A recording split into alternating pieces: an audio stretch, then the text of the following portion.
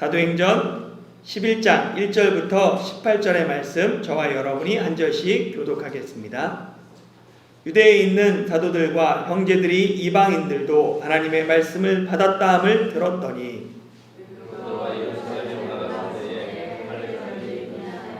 이르되 내가 보알레제아의 집에 들어가 함께 먹었다 하니 이르되 내가 욥바시에서 기도할 때에 황홀한 중에 환상을 보니 큰 보자기 같은 그릇이 네 개에 매어 하늘로부터 내리어 내 앞까지 드리워지거늘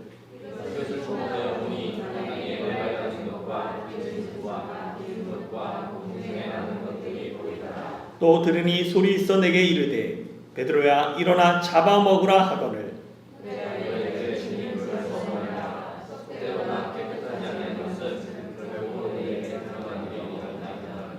또 하늘로부터 두 번째 소리 있어 내게 이르되 하나님이 깨끗하게 하신 것을 내가 속되다고 하지 말라 하더라.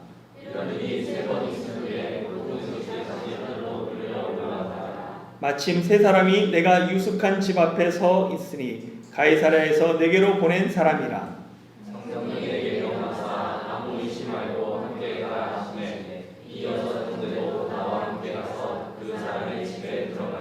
그가 우리에게 말하기를 천사가 내 집에 서서 말하되 내가 사람을 욥바에 보내어 베드로라 하는 시몬을 청하라.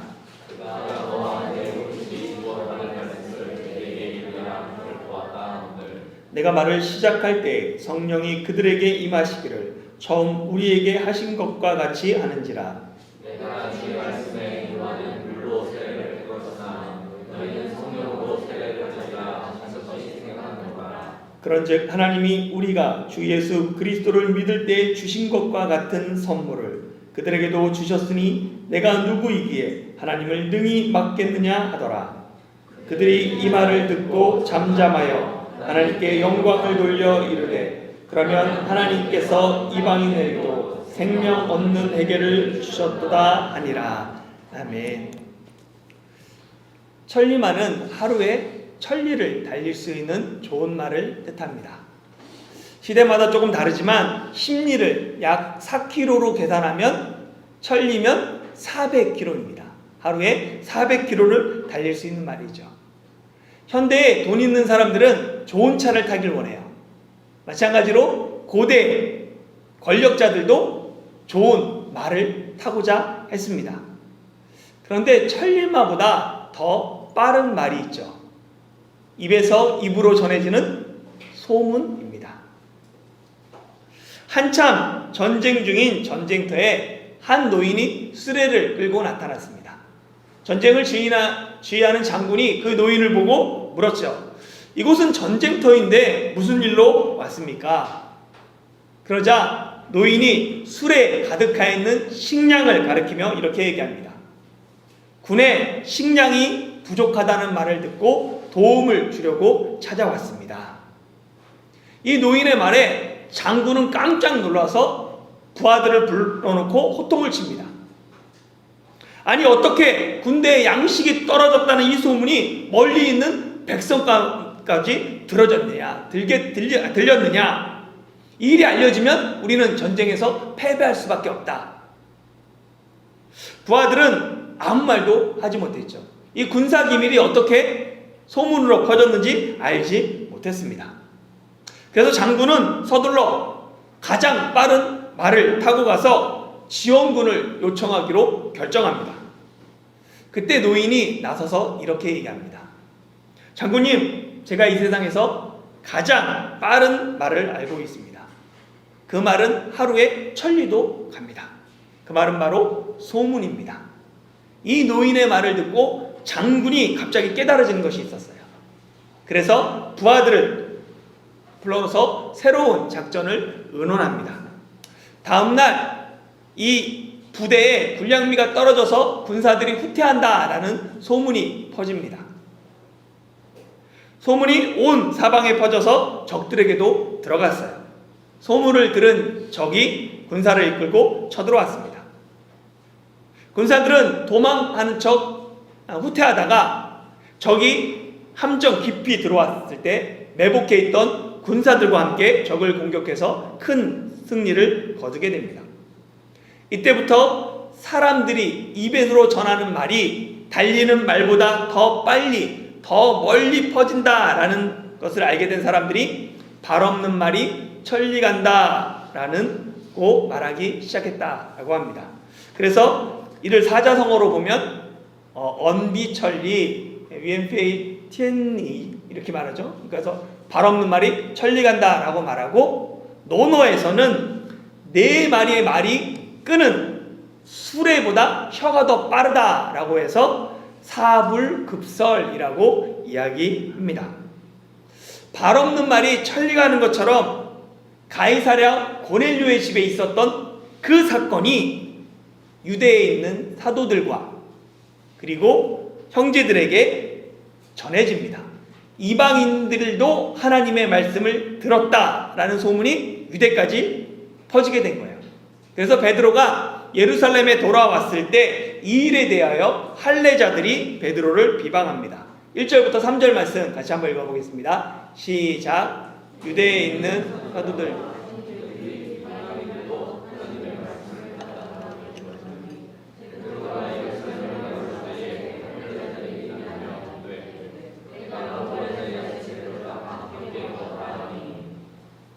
네, 이방인들이 복음을 받아들인 이 사건은 교회 내부에서 일어난 첫 번째 신학적인 토론 같은 문제입니다. 그 전까지 교회 안에서는 아나니아 삽비라 사건, 그리고 헬라파 과부들의 구제에 빠지는 사건, 이 사건들은 어떻게 보면 교회 내부의 거짓, 정의, 원망 이런 문제였어요. 그러니까 윤리적인 문제였어요. 그런데 이 사건은 이방인들도 하나님의 말씀을 받았다라는 것은 구원의 문제입니다. 그러니까 신학적인 논쟁거리가 돼요. 그렇기 때문에 사도들뿐만 아니라 형제들 모두 다 이 일이 어떻게 돼야 되나라고 초미의 관심사를 가지고 보고 있었습니다. 그리고 어떻게 이 문제를 해결할지 아무도 갈피를 못 잡고 있었죠. 생각해보면 고넬료의 집에 하나님의 말씀을 전했던 베드로조차 처음에는 이방인에게 말씀을 전하는 걸 거리껴했죠. 그래서 과연 이걸 전해도 되나라고 하는 때 회의적이었습니다. 이방인에 대한 편견과 선입견, 유대인이라면 누구나 가지고 있습니다. 그래서 하나님의 거룩하신 말씀을 이방인에게 전하는 건 거룩한 것을 개에게 주는 것이라고 생각했어요. 그리고 하나님을 모욕하는 것, 하나님 말씀을 모욕하는 것처럼 생각했습니다. 그래서 이방인이 하나님의 말씀을 받기 위해서는 먼저 조건이 있었어요. 뭐냐면 먼저 유대인이 되는 거예요. 이방인이 유대교로 개종한 다음에 그리고 하나님 말씀을 받아야 된다라는 생각을 갖고 있었죠. 그래서 이방인이 유대인으로 개종할 때 필요한 게 뭐냐면 할례였던 거예요. 그래서 할례를 받고 유대인이 된 후에 그 후에 세례를 받는 것 구원의 순서라고 생각을 가지고 있었습니다. 그런데 이방인들이 유대교로 개종하지도 않은 상태에서 세례를 받았습니다. 그래서 그 일을 또 베드로가 했다고 그러니까 베드로가 예루살렘에 도착하자마자 이 할례를 강조하는 할례자들이 베드로를 비난한 것입니다. 할례자들은 모세의 율법을 중시해요. 그리고 꼭 반드시 할례를 받아야 한다라고 주장했습니다. 유대인들은 자신의 아브라함의 후손, 선택받은 민족이다라는 그 표시가 가장 강력한 표시를 할례라고 생각했어요. 하나님이 아브라함과 맺은 그 할례의 언약이 수천 년 동안 유대인들은 그것을 어떤 상황에서도 지켜오려고 노력했습니다. 그들로서는 전통을 무시하고 할례의 언약을 무너뜨리는 베드로 비난하는 것 당연한 것처럼 느껴집니다. 그런데 그들이 베드로를 비난하는 내용을 자세히 보세요. 뭐 때문에 비난합니까? 왜 베드로에게 이방인에게 복음을 전했느냐, 하나님의 말씀을 전했느냐, 이걸 비방하는 게 아니에요. 3절에 보면 뭐라 그래요? 내가 무할례자의 집에 들어가서 함께 먹었다. 왜 할례 받지 않은 이방인들과 함께 먹었느냐, 이것을 비난하고 있습니다. 지난주에 살펴봤던 것처럼 이방인과의 식사를 금하는 건 율법이 아닙니다. 이는 전통에 해당해요. 유대인들은 이방인과의 식사를 부정한 것으로 여겼어요. 왜냐하면 이방인의 식탁에는 유대인들이 먹지 말아야 할 것이 올라갈 수도 있고, 특별히 우상에게 바쳤던 재물이 올라가는 경우가 많기 때문에 괜히 이방인과 함께 식사를 함으로 말미암아 나 역시 부정케 된다라는 생각을 갖고 있었죠. 그로 말미암아 나의 정결을 지키기 위해 이방인의 식탁에 아예 참여하지 않았습니다. 유대인의 주로 사고는 뭐냐면 정결을 지키기 위해서 부정한 것을 멀리하는 방어적인 모습이었어요. 이런 사고방식은 예수님이 세리와 죄인들과 식사할 때 바리새인과 서기관들이 예수님을 비난하는 모습에서도 찾아볼 수 있습니다. 예수님은 비난하는 그들을 향해서 뭐라고 그러냐면, 하나님께서 원하시는 것은 국률, 제사가 아닌 국률이다. 건강한 자에게는 의원이 필요 없지만 병든 자에게는 필요하다. 나는 의인을 부르러 온 것이 아니라 죄인을 부르러 왔다라고 말씀하셨습니다. 하나님이 원하시는 것은 제사가 아닌 국률이며, 나는 이 일을 위해서 건강한 자가 아닌 병든 자를 위해서 이 땅에 왔다라고 예수님이 말씀하셨던 것이죠. 이렇게 예수님조차 누구와 함께 먹느냐, 이걸 가지고 반대자들이 비난했어요. 그런데 베드로는 지금 누가 비난하고 있습니까? 이들은 예수님을 믿는 사람들이에요? 아니면 믿지 않는 사람들이에요? 이들은 예수님을 믿는 형제들입니다. 복음 확장에 힘이 되어줘야 될 사람들이에요. 함께 하나님 나라를 이뤄가야 될 사람들입니다. 그런데 그들이 오히려 앞장서서 비난하고 있습니다. 복음을 확장시켜야 될 사람이 복음을 가로막는 경우들이 많이 있어요. 욥의 친구들은 욥이 고난받았다라는 소식을 듣고 한 걸음에 달려옵니다. 욥을 위로하기 위해서 달려왔어요. 그렇지만 그들이 입을 열어 말했을 때는 욥을 비난하기 시작합니다. 믿음의 동료라고 생각했는데 오히려 비난해요.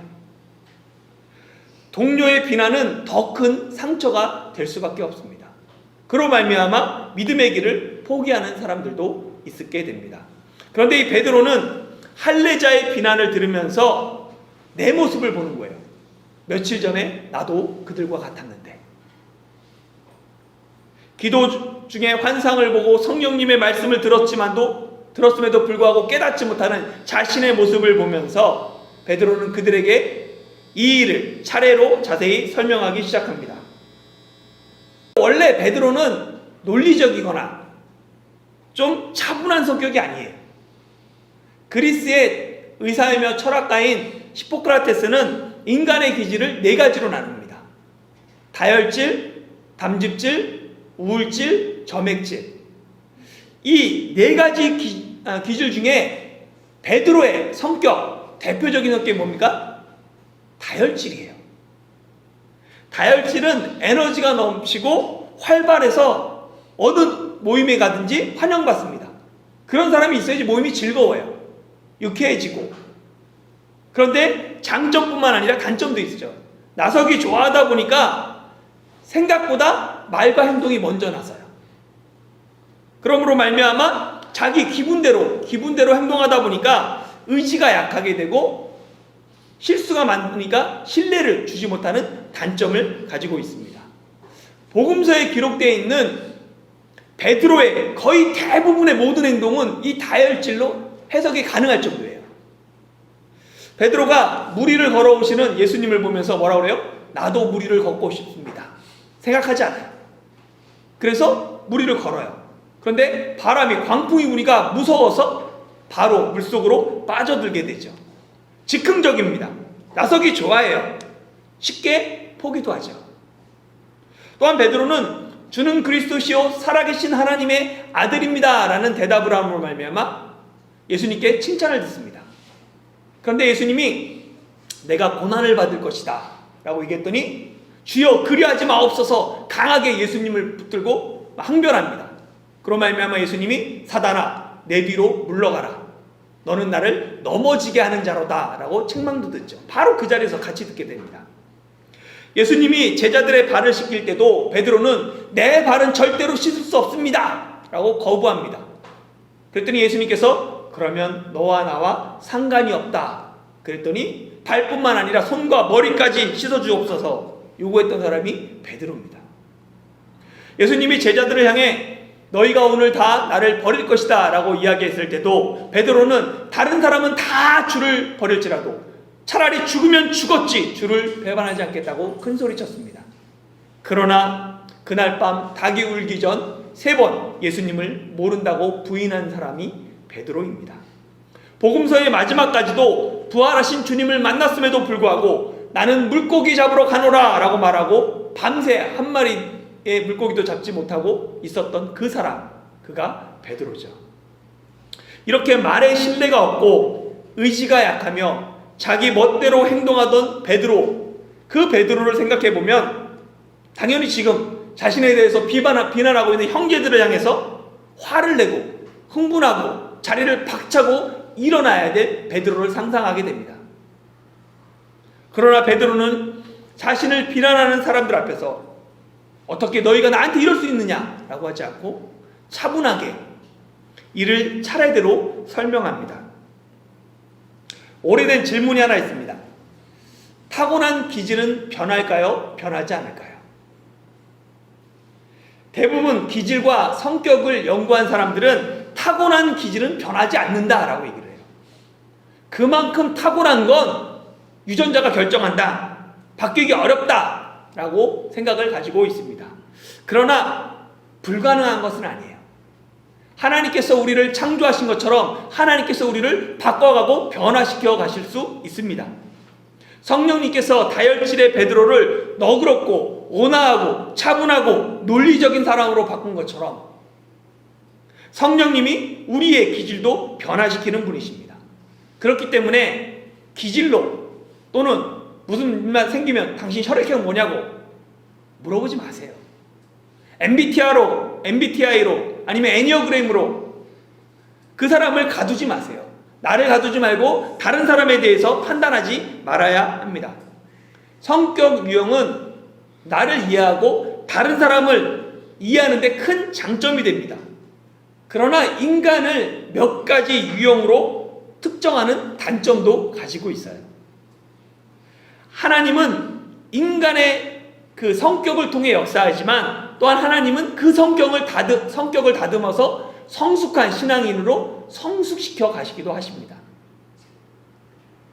성령님이 베드로를 변화시킨 것처럼 성령님께서 우리도 하나님의 사람으로 우리를 성숙시킬 것을 믿으며 하나님 앞에 기도하며 나가는 저희들이 되어야 합니다. 5절부터 17절은 이 베드로의 설명이 기록되어 있어요. 근데 이것은 10장에 이미 기록되어 있는 내용입니다. 반복되어 있습니다. 왜 반복되어 있냐면 그만큼 이방인이 회심한 것 그리고 그들에게 성령이 임한 사건이 중요하기 때문에 그래요. 중요하기 때문에 동일하게 반복하며 강조하고 있습니다. 이방인 구원받는 것 그것이 하나님의 뜻이다. 이것을 성령님이 하신 것이다 라는 것을 강조하기 위해 다시 한번 기록되어 있습니다. 이 베드로의 설명은 4부분으로 나눌 수 있어요. 첫 번째는 뭐냐면 베드로에게 나타난 환상입니다. 4절부터 10절에 보면 환상이 기록되어 있어요. 베드로는 하늘로부터 내려오는 큰 보자기 같은 그릇 속에 그 짐승들을 보았고 거기에는 부정한 것들도 있었는데 잡아먹으라 라는 그 소리를 듣게 됩니다. 이 환상을 베드로는 처음에 이해하지 못했죠. 그러나 이 모든 사건이 다 끝난 다음에 이해하게 돼요. 아, 거기에 나오는 짐승 그거는 사람을 뜻하는구나. 그러면 정한 짐승은 뭐예요? 깨끗한 짐승은 누구를 뜻해요? 유대인. 부정한 짐승은 이방인을 뜻하는구나 라는 것을 깨닫게 되었습니다. 그 큰 그릇은 하늘로부터 내려온 그 그릇은 하나님 나라를 상징합니다. 어떻게 보면 하나님 나라는 하나님이 다스리는 나라죠. 하나님은 사람의 외적인 조건을 가지고 차별하지 않습니다. 하나님은 이방인이나 유대인을 차별하는 분이 아니에요. 그러니까 그런 하나님이 다스리는 그 나라도 차별이 없는 나라이죠. 하나님 나라의 가장 큰 특징 중에 하나는 하나님이 다스리는데 그분이 차별하지 않는다는 거예요. 그러나 우리의 현실은 어떻습니까? 현실은 정반대일 때가 많아요. 우리는 가정에서조차 차별을 느낄 때가 있습니다. 첫째와 둘째, 아들과 딸, 남편과 아내, 엄마와 아빠, 시댁과 처가, 차별이 존재합니다. 교회도 마찬가지입니다. 교회 먼저 다닌 사람, 늦게 다닌 사람, 신앙생활 오래 한 사람, 짧게 한 사람, 부자, 가난한 사람, 남자, 여자, 연령에 따른 차별을 교회에서조차 느낄 때가 있습니다. 우리가 연약하고 부족하기에 이 땅에서는 언제나 소외되고 차별받는 존재가 있어요. 그러나 하나님의 나라는 어떤 차별도 존재하지 않습니다.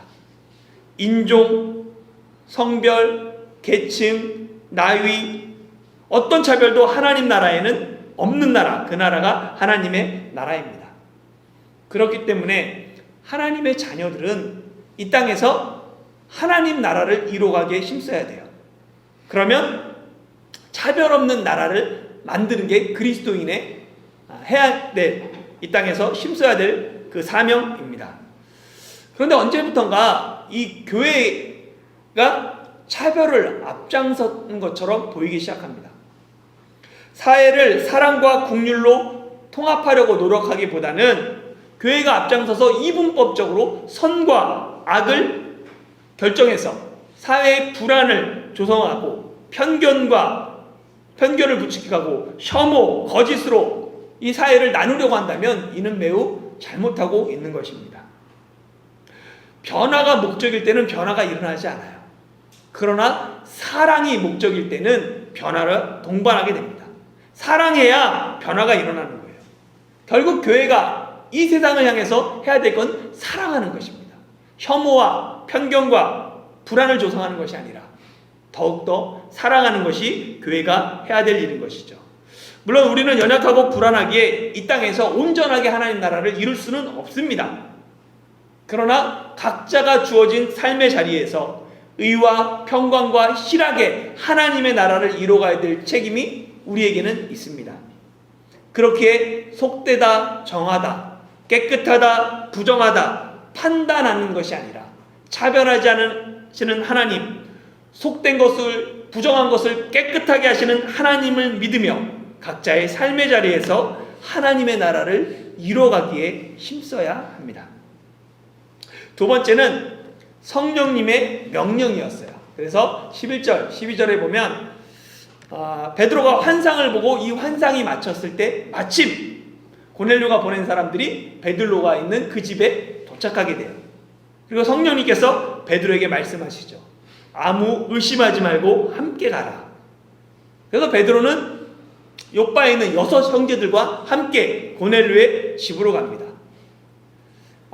유대인의 율법에 따르면 증인의 최소 숫자가 2명이에요. 2증인 이상에 있어야지 그것이 합법적이 됩니다. 로마의 법률에는 7증인을 요구합니다. 로마는 7인을 봉하잖아요. 계시록에 보면 7인을 봉하는 이유가 그게 완전하다, 증인의 숫자를 뜻하기 때문에 그렇습니다. 그래서 베드로와 6 형제 7명이 로마 법률에 요구하는 7인에 해당해요. 그래서 이방인이 구원받는 것, 이방인에게 하나님이 역사하시는 것, 이것의 온전한 증인이 그 7명이 되었다는 거예요. 그리고 세 번째 이야기는 고넬료의 증언입니다. 그래서 13절, 14절에 보면 그래서 7명이 고넬료의 집에 들어왔을 때 기다리고 있던 고넬료가 천사에게 자신에게 나타나서 한 이야기를, 환상 중에 나타난 이야기를 전해줘요. 요바에 가서 베드로라 하는 시몬을 찾으라. 그가 너와 내 온 집이 구원받을 말씀을 내게 이르리라. 이 말을 전합니다. 그런데 문제는 뭐냐면 이 베드로가 고넬료와 고넬료의 집에 구원받을 말씀을 전한다라는 말씀이 10장에는 없다는 거예요. 다른 건 다 있는데 이 10장에는 이 말씀이 빠져 있습니다. 그렇지만 이 고넬료의 말은, 천사가 고넬료에게 전한 이 말은 매우 중요한 진술이에요. 왜냐하면 앞에서 살펴본 것처럼 유대인은 이방인이 구원받기 위해서는 먼저 할례를 행해야 된다라는 생각을 가지고 있었어요. 그래야지 구원을 받을 수 있다라는 생각을 갖고 있었는데, 천사는 뭐라고 그러냐면 할례와 상관없다는 거예요. 구원의 말씀을 통해서 구원받는 거다. 말씀을 통해서 구원받을 수 있다라고 말합니다.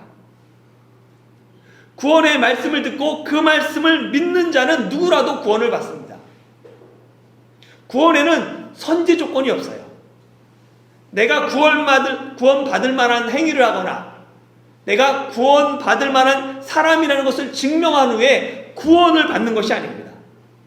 내 행위가 먼저가 아니라 언제나 믿음이 먼저였습니다.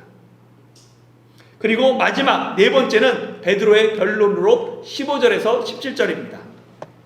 베드로가 말할 때 성령님이 이방인에게 임했어요.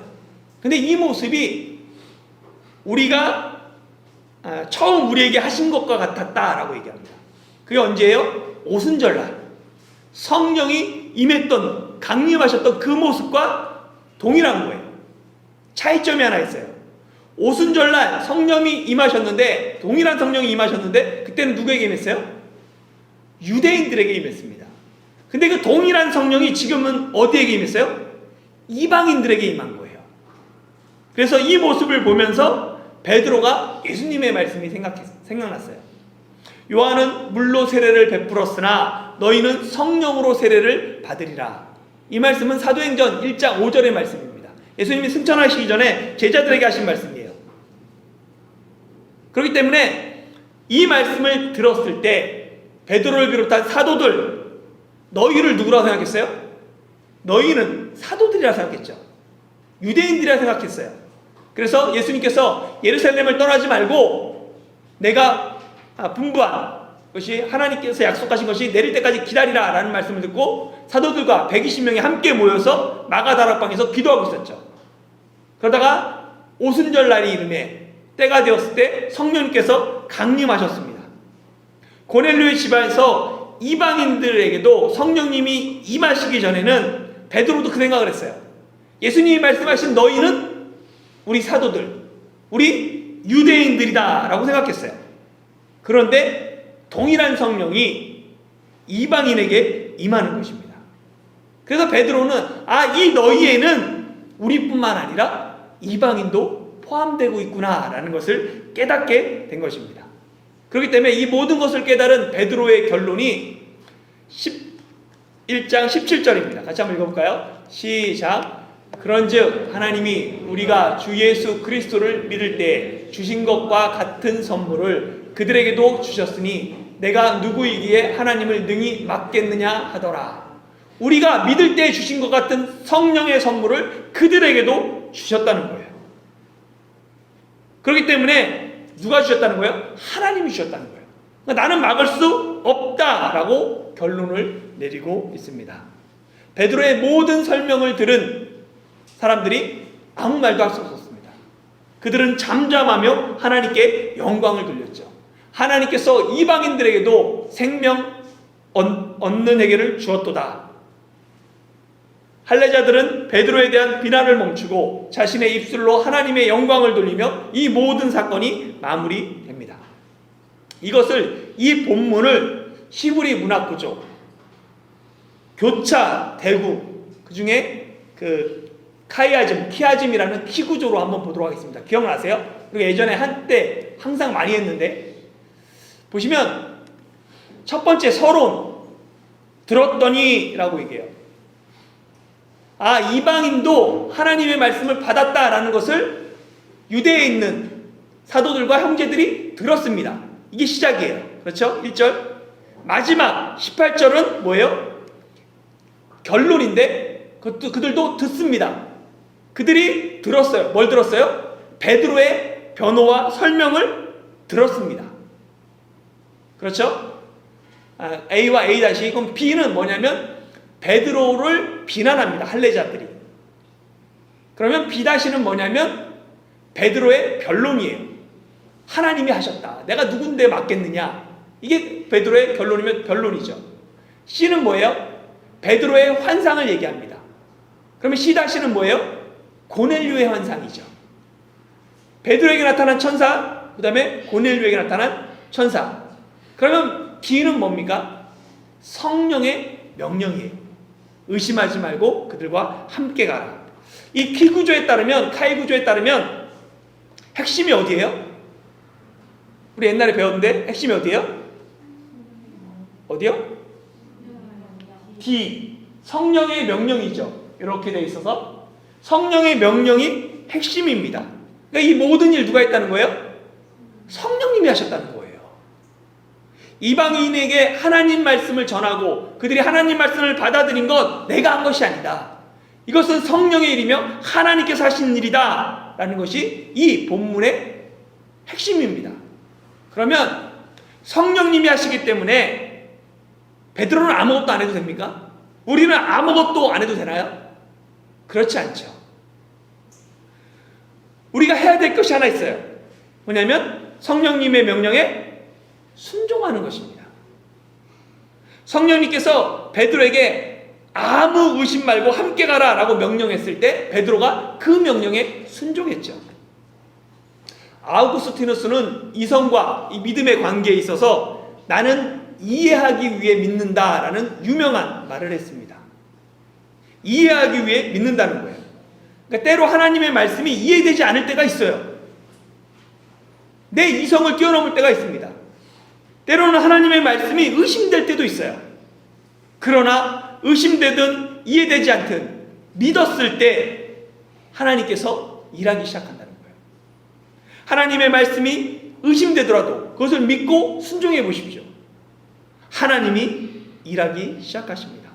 베드로가 밤새도록 물고기 한 마리도 잡지 못했을 때 예수님께서 그에게 그물을 내려 고기를 잡으라, 오른편으로 고기를 내리라 라고 말했을 때 목수이신 예수님이 어부인 베드로에게 물고기 잡는 법을 훈수하는 것이죠.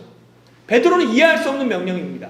그렇지만 말씀에 순종해서 그물을 내렸더니 많은 물고기가 잡혔습니다.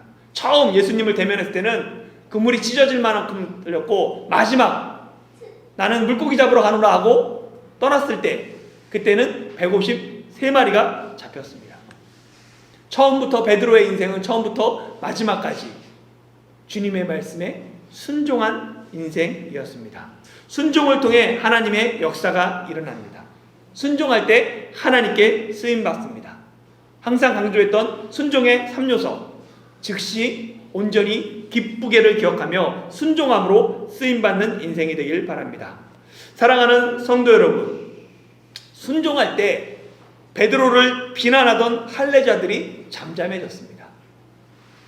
순종할 때 비난하는 자들이 변하여 하나님께 영광을 돌리게 됩니다. 순종할 때 내 기질까지 변화되어 나를 성숙한 신앙인으로 만들어갑니다. 순종할 때 유대인과 이방인의 가로막고 있는 벽까지 허물어집니다. 순종이 하나님 나라를 이루어가게 합니다.